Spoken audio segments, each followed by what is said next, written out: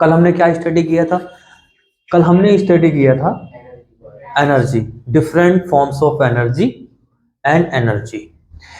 Today our topic is also energy, but it is another type of energy which is known as potential energy. Position की वजह से जो energy होती है उसको हम पोटेंशियल एनर्जी कहते हैं. ये जो एनर्जी है, ग्रेविटेशनल पोटेंशियल एनर्जी, ये पोजीशन की वजह से होती है. एक बॉडी है हमारे पास और हम लेकर यहाँ पर वो रखी हुई है. सपोज दैट ये बॉडी है, यहाँ पर मान लीजिए ये अर्थ है. ये बॉडी जो रखी हुई है ये ग्राउंड पे रखी हुई है. ये ग्राउंड है आपका. यहाँ पर इसके पास एनर्जी है. हम कहेंगे यहाँ पर इसके पास जीरो एनर्जी है क्योंकि ये जीरो लेवल पर है. सपोज दैट ये जीरो लेवल पे है तो इसके पास कोई भी पोटेंशियल एनर्जी नहीं है. वो बात अलग है अगर हम इसमें गड्ढा करेंगे तब इसके पास एनर्जी आ जाएगी, बट हम सरफेस से इसको मेजर कर रहे हैं. यहाँ पर हम एनर्जी कहते हैं कि ये जीरो है. हमने इस बॉडी को यहाँ से उठाया और उठा करके इस बॉडी को यहाँ ले गए. हम यहाँ पर सर्टेन हाइट अक्वायर कर ली इस बॉडी ने, यानी कि हमने इसमें डिस्प्लेसमेंट करा दिया है. ये सगुन इतना डिस्प्लेसमेंट करा दिया हमने, यहां से यहां तक डिस्प्लेसमेंट करा दिया. नाउ वर्क की डेफिनेशन हमें ये बताती है, force multiply by displacement is known as work done. And yesterday we discuss work and energy related to each other. Capacity of doing work is known as energy. Basically energy work के equal होती है, तो जो work होता है वही energy होती है, जो एनर्जी होती है वही हमारा वर्क होता है. तो यहां से यहां तक ले जाने में हमने कितना वर्क किया होगा, क्या आप इसका आंसर दे सकते हैं? तो हाँ, इसका आंसर दिया जा सकता है. यहां से हमने फोर्स कितना लग रहा है इस बॉडी पर, कंटिन्यूस नीचे की तरफ mg फोर्स लग रहा है, जिसको हम ग्रेविटेशनल फोर्स कहते हैं. वेट ये तो कंटिन्यूस नीचे की तरफ लगेगा ना. बॉडी हम ऊपर ले जा रहे हैं, mg नीचे नीचे नीचे नीचे नीचे, तो फोर्स कितना वर्क कर रहा है? mg. तो फोर्स की जगह कितना आ जाएगा? mg. और डिस्प्लेसमेंट कितना किया आपने? इसमें लिख देंगे हाइट. ये किसका फॉर्मूला बन गया? ये वर्क किसके इक्वल होगा? तो आंसर है ये इस एनर्जी के इक्वल होगा. जितना आपने इस बॉडी को यहां से ले जाने में जितना भी आपने वर्क किया, जितनी भी अपनी एनर्जी लॉस की है, वो एनर्जी किस में कन्वर्ट हो गई? पोटेंशियल एनर्जी में. तो ये फॉर्मूला किसका बन गया बच्चों? Gravitational potential energy. और इसको लिखेंगे हम mgh. ये फॉर्मूले को हम याद रखेंगे. Energy due to the height in a body from the surface of the earth is known as gravitational potential energy, and it is simply calculated by this formula F into S mgh. Gravitational potential energy now is mgh. This is about the gravitational potential energy. Now another topic which is very important, conservation of energy. Conservation of energy. हम अपनी life में एक word use करते हैं, save. SAVE, save. Save का मतलब होता है बचा रहना, बचा करके रखना. लेकिन वो बचत हमारी टूट भी जाती है. जैसे हमने पैसे बचा लिए 500 रुपए, अगले दिन हमारा खर्चा आ गया, 500 रुपए खत्म, वो तो खत्म. एक वर्ड है कंजर्वेशन, ये भी ऐसा सही है. इस दुनिया के अंदर, इस पूरे यूनिवर्स के अंदर प्रकृति ने जितनी एनर्जी दे दी वो उतनी ही एनर्जी है. जब तक ये दुनिया खत्म नहीं होगी कभी भी वो एनर्जी ना बढ़ेगी ना घटेगी. जितनी एनर्जी इस दुनिया के अंदर आ गई वही एनर्जी हमेशा हमेशा के लिए रहेगी. ना एनर्जी बढ़ेगी ना एनर्जी घटेगी. बट हमारी एनर्जी तो घटती है. मैं सुबह से वर्क कर रहा हूं, पढ़ा करके आ रहा हूं, तो मेरी एनर्जी लॉस होती जा रही है, लॉस होती जा रही है. शाम को मैं फिर चार्ज होऊंगा, फिर मैं अपने अंदर एनर्जी डालूंगा, फिर एनर्जी आ जाएगी, फिर वो लॉस हो जाएगी. लॉस होकर के कहाँ जाएगी? वो लैटरिन के गड्ढे में. लैटरिन के गड्ढे से कहाँ जाएगी? खेतों में. खेतों से कहाँ आएगी? सब्जियों में, गन्नों में, गेहूं में. फिर वो कहाँ आएगी? फिर हमारी बॉडी में आएगी, और फिर हमारी बॉडी से फिर लैटरिन के गड्ढे में, फिर खेतों में जाएगी वो. फिर खेतों से सब्जियों में आएगी, गेहूं में आएगी, तो ये साइकिल चलती रहेगी। होता है ना ऐसे ही। हम उसको कन्वर्ट करके खा रहे हैं। एक्चुअल में खेतों में डालते नहीं क्या, गाय का भैंस का गोबर नहीं डालते खेतों में, डालते नहीं। खाद, देसी खाद बोलते हैं जिसे, ये भी तो खाद ही है। ये गाय भैंस का ना कहकर इंसान का गोबर कहते है तो खाद ही है। और अभी तुम देखते हैं इधर की तरफ जाओगे, इधर जिधर जंगल है उधर इतने बड़े बड़े कलावे बने हुए हैं, उनमें क्या बह रही है? आपकी वो खूबसूरती तो बह रही है। और उसमें वो ट्रैक्टर रख करके, इंजन रख करके उसका पानी निकाल करके किसे दे रहे? खेतों को नहीं दे रहे। सबसे टॉप काम करता है वो खेतों में। खाद फेल है वो, यूरिया फेल है, इतना टॉप का काम करता है वो। तो एनर्जी ऐसे कन्वर्ट हो रही है। आ गई बात समझ में?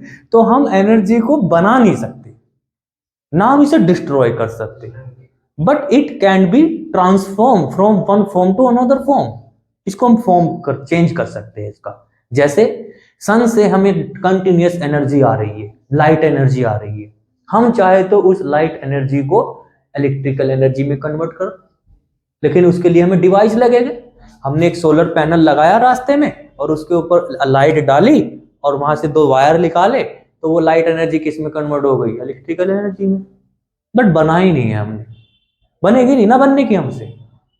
जितनी एनर्जी ऊपर वाले ने दे दी इस दुनिया को उतनी ही रहेगी, आप उसी को बदल लो। उन्होंने कह दिया बस इतनी इतनी अमाउंट में एनर्जी है, आप बदल सकते हो तो बदल लो बस। जैसे ये सॉकेट है, एनर्जी आ रही है, कौन सी एनर्जी? Electrical energy. हम इस एनर्जी को चाहे तो लाइट बना सकते हैं, बना दी, देखो लाइट बन रही है ना, लाइट बना दी, ये लाइट एनर्जी है। तो एनर्जी को चेंज कर सकते हो, ट्रांसफॉर्म कर सकते हो, बना नहीं सकते, मिटा भी नहीं सकते। तो ये क्या कहता है? प्रिंसिपल है अब ये प्रिंसिपल, स्टेटमेंट, पक्का स्टेटमेंट, जो कि आप इसे मिटा नहीं सकते। तो according to law of conservation of energy, energy can not be destroy neither created, neither created not be destroy. ये है हमारा law of conservation of energy. आ गई बात समझ में? नहीं आई अभी भी बात समझ में? इसी को एक वर्ड, सॉरी, केमिस्ट्री में आपने पढ़ा होगा law of conservation of mass. Mass भी नहीं हम बना सकते, ना मास डिस्ट्रॉय कर सकते। अगर मास बना लेते हम या मास डिस्ट्रॉय कर देते तो हमारी अर्थ इतने दिन से बनी हुई है, ये अर्थ ही खत्म हो जाती आज तक। पेट्रोल बना रहे हैं, कितना फूक रहे हैं हम पेट्रोल, कोयला कितना फूक रहे हैं, मट्टी इधर से उधर लेके जा रहे हैं, उधर उधर, तो अर्थ ही खत्म हो जाती। तो जितना मास इस दुनिया में आना था उतना आ गया, और जितनी एनर्जी इस दुनिया में आनी थी उतनी आ गई। ये एनर्जी ना बढ़ेगी ना घटेगी। It is clear?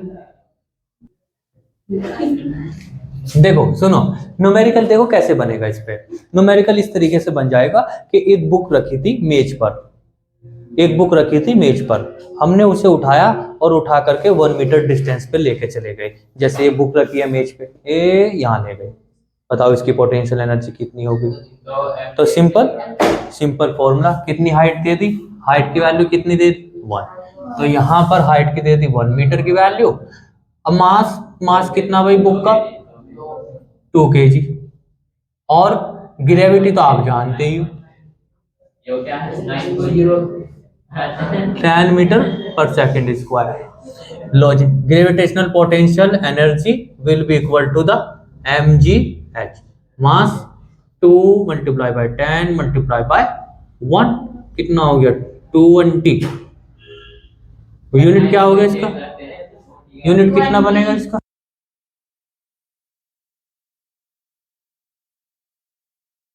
क्वेश्चन ये है, find the work done in moving 10 kg through a distance of 10 metre. Question थोड़ा सा अलग तरीके का, ये नहीं हो पाएगा तुमसे। कर दोगे तो बहुत अच्छी बात है। ये कितना मास है इसका? 10 kg मास है। इस पे हमने एक्सीलरेशन जो प्रोड्यूस किया है, एक्सीलरेशन कितना बनाया है इसमें? एक्सीलरेशन बनाया 5 मीटर पर सेकेंड स्क्वायर। और कितनी डिस्टेंस ट्रेवल करवा दी इसमें? डिस्टेंस ट्रेवल कर दी हमने 3 मीटर, यानी कि इस बॉडी को डिस्प्लेसमेंट कितना कराया हमने? 3 मीटर। एक्सीलरेशन कितना है? 5 मीटर पर सेकंड स्क्वायर। फाइंड आउट का क्या करना है, वर्क की कैलकुलेशन करनी है 150 जो तो using formula using W equal to क्या होता है एफ एस, यही होता है ना एफ एस। एफ तो हमारे पास है नहीं बट एफ को हम मास इनटू एक्सीलरेशन को लिखना जानते हैं ना, और ये एफ हो मास कितना है 10 kg, एक्सीलरेशन कितना प्रोड्यूस किया 5, डिस्टेंस कितना है डिस्टेंस 3 है, तीनों को मल्टीप्लाई कर दो 150 आ जाएगा 150 जूल। आगे तो हमने इतना वर्क किया है। क्वेश्चन में ये बोला है कि एक गर्ल्स है और एक गर्ल्स एक खिलौना है, कार नहीं होती वो बच्चों की कार, वो खिलौना है टॉय है, उसको खींच रही है हॉरिजॉन्टल से 30 एंगल बनाते हुए F4 से उसको खींच रही है। फोर्स की वैल्यू उन्होंने 8 न्यूटन दी है, F की वैल्यू 8 न्यूटन है। तो गिवन डाटा में हम क्या लिखेंगे, गिवन डाटा में लिखेंगे कि फोर्स जो दिया है विद हॉरिजॉन्टल 8 न्यूटन दिया है और एंगल थीटा की वैल्यू कितनी दी है 30 डिग्री, और डिस्प्लेसमेंट कितना करा लड़की ने, इस कार को कहां तक लेके गई है वो 3 मीटर तो यहाँ लिखेंगे 3 मीटर। अब बच्चों इसमें ना देखो आप थीटा की बात हो रही है तो आप वर्क का फॉर्मूला कंप्लीट लगाओगे और कंप्लीट फॉर्मूला क्या होता है एफ एस कॉस थीटा। अब इसमें वैल्यू पुट कर दो, एफ की वैल्यू कितनी 8, एस की वैल्यू कितनी 3 इन मल्टीप्लाई कॉस थीटा, थीटा की वैल्यू कितनी है 30 डिग्री, तो यहाँ 30 डिग्री लेंगे 8 3 जा 24 और cos 30 डिग्री 1/2 सर नहीं सॉरी √3/2 से डिवाइड कर दो इसको, आ जाएगा 12√3 कितना वर्क होगा। अब चाहो तो आप √3 की वैल्यू ना करो, अदरवाइज यहीं पे आंसर छोड़ दो, लेकिन यूनिट लगाना मत भूलना।